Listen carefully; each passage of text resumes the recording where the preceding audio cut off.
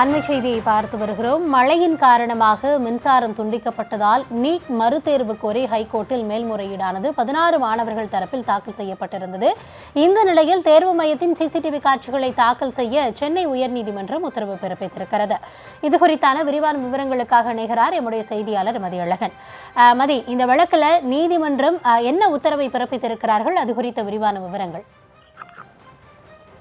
இளங்கலை மருத்துவ படிப்புக்கான நீட் தேர்வு நாடு முழுவதும் மே 4ஆம் தேதி நடத்தப்பட்டது. அன்றைய தினம் சென்னையில் பெய்த கடும் மழை காரணமாக மின்சாரம் துண்டிக்கப்பட்டது.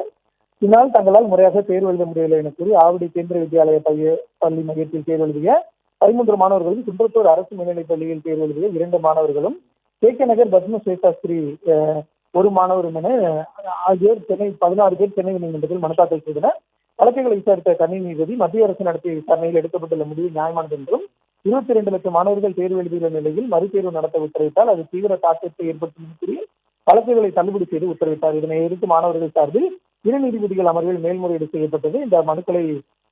இந்த மனுக்கள் நீதிபதிகள் ஜே நிஷாபானு, எம் ஜோதிராமன் அமர்வில் விசாரணை செய்தது.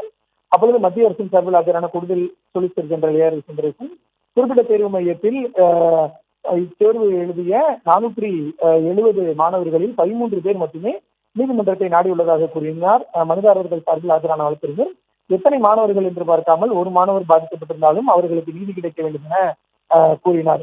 இதனையடுத்து தேர்வு மையத்தினுடைய சிசிடிவி காட்சிகளை தாக்கல் செய்ய உத்தரவிட வேண்டும் எனவும் மனுதாரர்கள் சார்பு வழக்கறிஞர் சார்பில் கேட்டுக் கொள்ளப்பட்டது.